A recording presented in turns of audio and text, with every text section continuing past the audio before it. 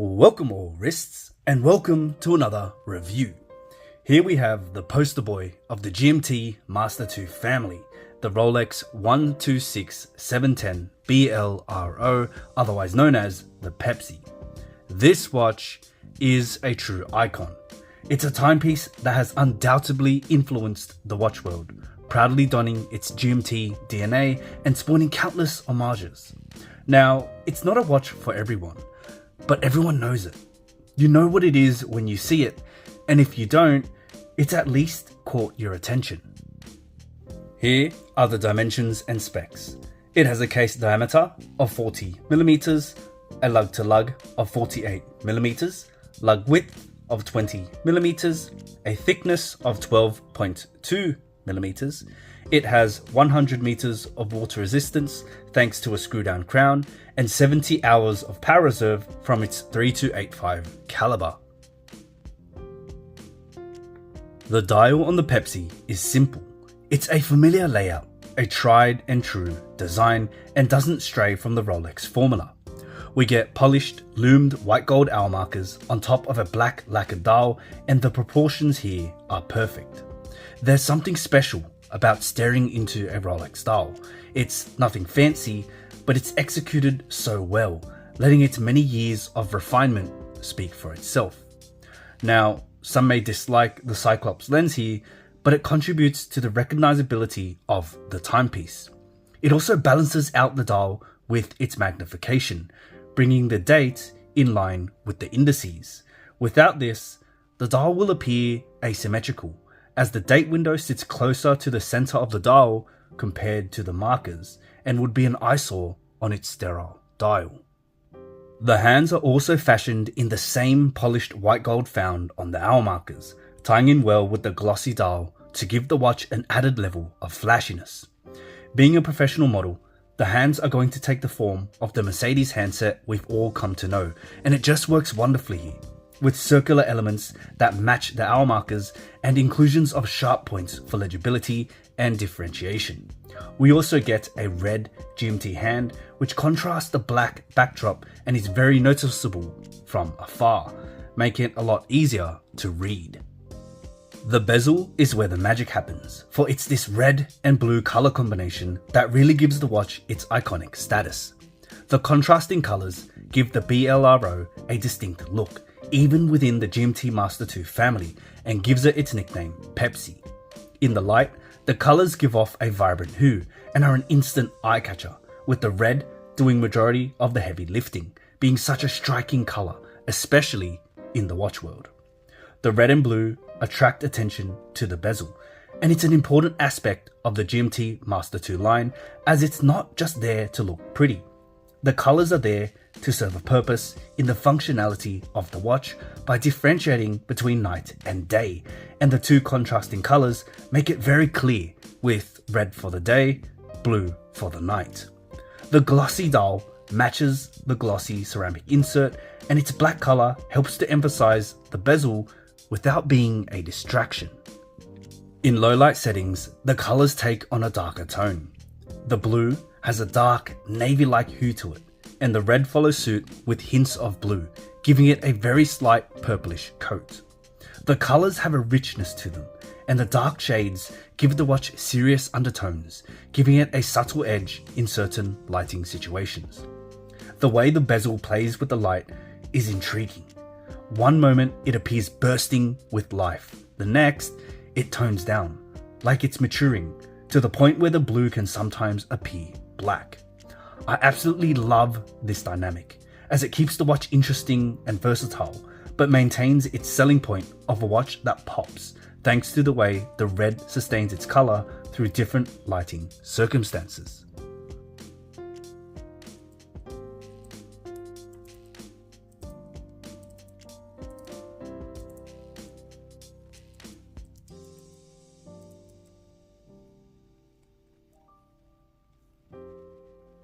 The bezel is very easy to grip and turn.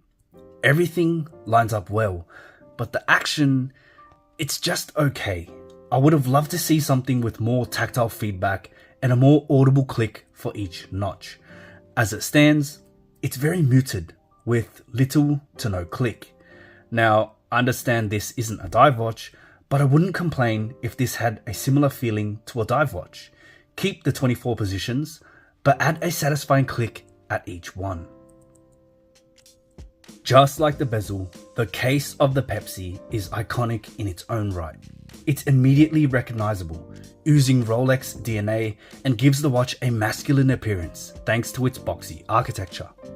Its shape is incredibly attractive, and it doesn't have to do much to achieve it. It's rather one-dimensional, no fancy bevels, no elegant sweeps. It's like a block of steel, but I like it. It has fine vertical brushing with polished slab sides and polished crown guards, and that's it. Simple, yet spectacular. Now, it does wear a little flat due to its side profile, so it's much more suited for larger wrists. When it comes to the bracelet, it's fantastic. The end links on this Jubilee are made in a way that creates a flowing effect rather than a disconnected look. It's like they're coming straight from the dial.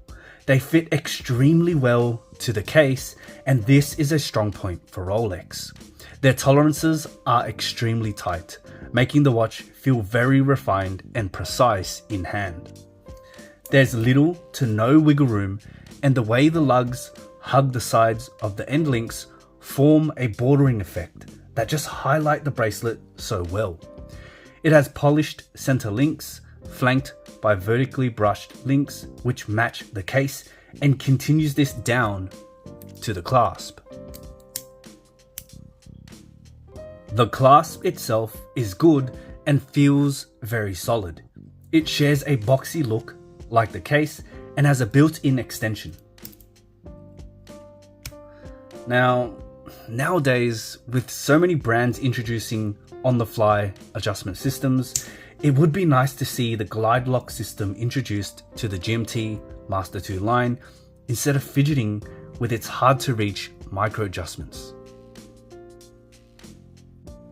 On the wrist, despite the flat profile of the watch head, the BLRO feels amazing, and it's mostly because of that Jubilee bracelet. The shorter links allow for greater articulation, and it hugs the wrist so well, with the case being the only downside.